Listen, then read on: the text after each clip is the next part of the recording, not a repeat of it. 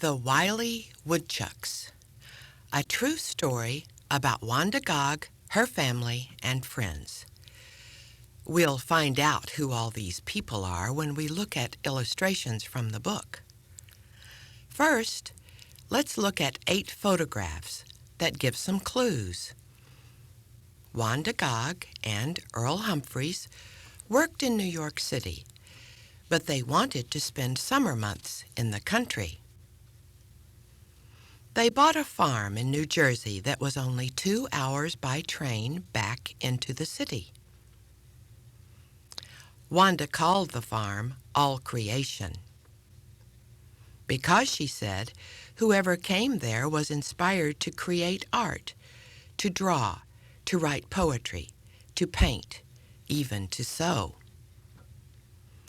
Friends and family were frequent visitors all summer long, such as Wanda's little niece, Barbara Jean, who was her sister Asta's daughter, and Pat and Janie, who were the 2 daughters of Wanda's Minnesota childhood friend, Alma Scott. Wanda's youngest sister, Flavia, who was also a writer and artist, came to live at All Creation to help with chores. And their brother Howard came to help too. He continued his studies for a career in music, and Flavia found time to study animals and insects for her drawings. In 1946, Alma Scott used another name, Georgia Travers, when she published this book about the family, the little girls, and 2 sly and clever uninvited guests that were destroying the garden at All Creation. And Flavia illustrated it. And that's how we got the story entitled The Wily Woodchucks. Page 1. 2 smug and contented woodchucks lived in a cozy hillside burrow in New Jersey. There were acres of sunny meadows in which they could amble about leisurely. Nearby, at the foot of a wispy willow tree, a sparkling creek chattered and rippled, gurgled and danced, and seemed to be laughing out loud. Maybe it laughed because it danced past such a very happy home just a few rods from where the 2 contented woodchucks lived. Now, a house so near the woodchucks' home might ordinarily have suggested danger, but not to these 2. All the little wild things in the vicinity knew that no one who lived in this house had ever hurt a single living thing, for it belonged to a most tender-hearted family. Everyone in this family loved not only children and beautiful scenery, but all the little wild creatures which ambled or flew, hopped or danced in the woods and fields. In this house lived Wanda, Earl, Flavia, Howard, and Liesel, their cat. All of them were gentle and kind and thoughtful. Even Liesel, who let the wrens build nests in the eaves of the porch and never worried them in the least. The little brown field mice would sidle up to Wanda as she sat in her studio drawing pictures or writing stories for children. The rabbits, seeing Flavia studying insects, confidently hopped up to her, sat on their haunches, and sniffed delicately to see what she was doing. Even the 2 plump, contented woodchucks lumbered down the garden path, knowing that they were perfectly safe. Now, during the year that the woodchucks first made their appearance, Pat and Janie came to visit. Pat and Janie were 12 and 10, and they came from Minnesota, where Wanda and Howard and Flavia had lived when they were children.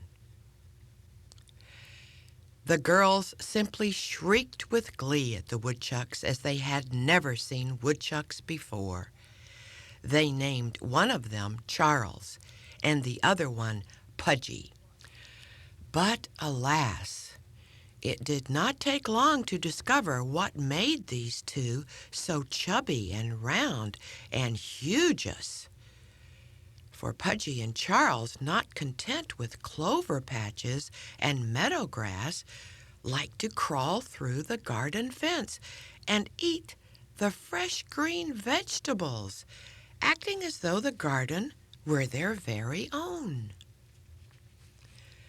Not only was the garden not theirs, but it was by no means an ordinary garden. For although this tender-hearted family ate the vegetables in it, Wanda, more than anything else, liked to draw it for the garden pictures she liked to make. It had been planned with great care. All of the vegetables were planted so that Wanda could draw or paint the foliage in interesting shapes and patterns. It was a lovely garden indeed. But Pudgy and Charles had no sense of the artistic. Now they ate the corn, now the chard. They fairly mowed down the spinach and the delicate sprouts of the beets. And as for the beans, they ate them, leaves, pods, and all. Wanda said, "Maybe we had better repair the fence. After all, the garden is very precious to us, and Pudgy and Charles have all the great outdoors in which to find their salads." So Earl brought stout nails and boards and made the fence so solid that surely no little woodchuck could ever get through. Pudgy and Charles, rascals that they were, gnawed through the newly repaired fence in a single night. Wanda sighed. If only they would eat anything but our beautiful garden. Earl said, "Maybe we should put up a wire fence." And the next morning he and Howard drove 20 miles to town and 20 miles back and brought home some wire. They said with conviction, "This will surely keep out Pudgy and Charles." All day long they hammered and pounded and pounded and hammered until they were very tired. By the time the sun was dropping behind the highest hill, they had a good stout fence with wire netting. But in the very dewiest early dawn, Pudgy and Charles were unbelievably busy, and before the first rays of the morning sun shone pleasantly on the garden, they had dug a gigantic hole under the new fence and feasted on the tender insides of 7 heads of cabbage. At the breakfast table, Wanda asked, "What can we do now?" Howard suggested, "Maybe we could pile stones around the bottom of the fence so they can't dig in." That sounded like a brilliant idea. So Howard and Earl carried the big stones, and Wanda, Flavia, Pat, and Janie filled in all the chinks with little ones. All day long they worked until by sunset they were very tired. They sat down on comfortable lawn chairs to enjoy a well-earned rest. Just at this point, Pudgy and Charles appeared and quietly approached the garden path. Wanda and Earl, Howard, Flavia, Pat, and Janie smiled smugly at one another. Let them come if they wished, and they would find out who was the smarter in the end, people or woodchucks. Then, to the consternation of the assembled family, Pudgy and Charles calmly used the wire mesh as a ladder for their little black feet and climbed impudently right over the top. Wanda watched aghast. What if they were to destroy the whole garden? What if the family had to drive 20 miles to get vegetables to eat? And where would she find a garden to draw? For a long time she sat in the lawn chair and thought and thought. Finally she said, "I don't know what we can do about the garden. Pudgy and Charles don't seem to be able to learn what we mean by our fences and things. It would be nice if we could think of something with which we could sort of flavor the vegetables so that they wouldn't like them so well." Flavia cried, "Maybe they don't like pepper." And she ran to sprinkle some where she thought the woodchucks might reconnoiter the next day. But the pepper bothered them little, and besides, the rain soon washed everything clean again. The following day, a neighbor dropped in and said, "You gotta shoot the pesky things." Wanda and Earl looked at each other in horror, and when the man left, Wanda whispered, "Do you think we would ever really have to do that?" Earl said, "It's a bad business, and maybe we should. But you know I need new glasses, and I can't see to shoot very well, and as you know, little live things move, and maybe I could never hit them, and besides, I haven't a gun." Wanda nodded her head in agreement. She was glad it hadn't been a good idea. But now Pudgy and Charles began to gnaw the fence posts and the front porch steps and the garage door, just to keep their teeth in trim, it seemed, for eating vegetables faster and better. Howard said, "Tell you what we'll do. Every time we see them from now on, we'll run after them and chase them. We must teach them to live in their meadow." When next Pudgy and Charles appeared, Howard clapped his hands and yelled like a fire siren as he ran, while Earl waved his arms like a windmill and roared in a deep, gruff voice as he leaped over shrubs and flower beds in hot pursuit. Pudgy and Charles, startled by such unexpected commotion, scrambled in frenzied haste for their burrow. Howard and Earl thought surely they were learning their lesson. But as soon as they reached their burrow safely, Charles turned about and thrust out his nose as though chuckling defiantly at his pursuers. The next day, Wanda saw Pudgy and Charles swagger up to the broccoli and grasp the stems and devour them. At this time, Wanda had a long talk with herself. She had never harmed anything in her life, but maybe, just maybe, these woodchucks were going a little too far. She conferred with Howard. She said, "Things are getting pretty bad. Do you think, by any chance, maybe there would be a safe gun somewhere which wouldn't hurt Pudgy and Charles and yet scare them away somehow?" Howard thought about the fence posts and the garden, the front porch steps, and the garage door.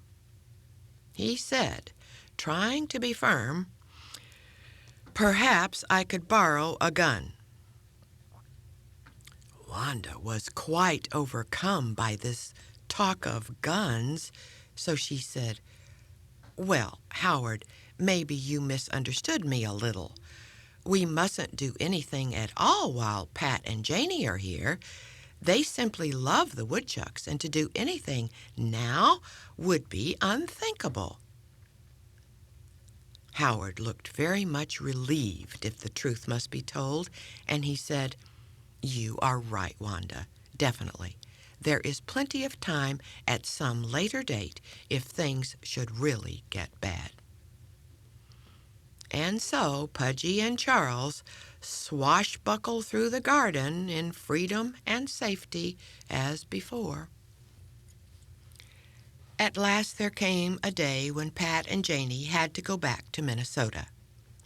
Now, this might have been a dangerous time for the Woodchucks, but not for these two Woodchucks, not with this tender-hearted family. If Flavia saw them saucily scurrying by, she pretended to be very much absorbed in her insect book. If Howard saw them, he quite suddenly remembered a light fixture which needed repairing. If Earl saw them, he felt a sudden need to mow the lawn energetically in the opposite direction from the Woodchucks. And Wanda kept right on drawing with great absorption. Before long, Barbara Jean, the family's 5-year-old niece, came on a visit. She laughed and squealed at the Woodchucks just as Pat and Janie had done. And so, once again, there was an excellent reason for not chasing them away. And of course, Charles and Pudgy were becoming simply ludicrously stout by this time. They were stuffed to bursting. And still they kept on eating the squashes, the tomatoes, the ears of corn, and the muskmelons. In fact, they ate only the very juiciest, ripest portions of many tomatoes, of numerous ears of corn, of countless squashes, and dozens of muskmelons. The Woodchucks were really grossly greedy and roundly unreasonable. After several weeks, Barbara Jean left too. If the Woodchucks were ever to be chased away, this might be the time to do it. Earl now held a conference with Howard, and they approached Wanda with their new plans. Wanda said, "Yes, I know something should be done. But you know, after all, it is late in the season, and there is very little left in the garden which they can damage. The harvest is in, and we did somehow have enough for all of us to eat. Maybe they won't come back next year." Howard and Earl each rejoiced secretly that Wanda had had that happy thought. "That's right," said Howard. And Earl agreed, "Maybe they won't." Sure enough, by the time October was well begun, Charles and Pudgy were seen no more, and Wanda and Earl and Howard and Flavia packed up Liesel and moved back to New York for the winter. They thought that the problem had been neatly solved indeed. Meanwhile, Pudgy and Charles slept peacefully in their burrow in the hillside, chuckling in their dreams, perhaps, for never had they been better prepared to face the long winter's sleep. Many layers of plumpness gathered from the kind-hearted family's garden kept them warm, and they slept on and on. Late in April, Wanda, Earl, Howard, and Flavia decided that it was time for them to move out to the country once more. Howard was the first to go. As he approached the deserted-looking house, the unkempt garden made him feel that he might be lonely all by himself until the others arrived. But just at that moment, whom should he see but Pudgy and Charles, with 5 plump babies trailing behind them, and they were headed, alas, yes, they were headed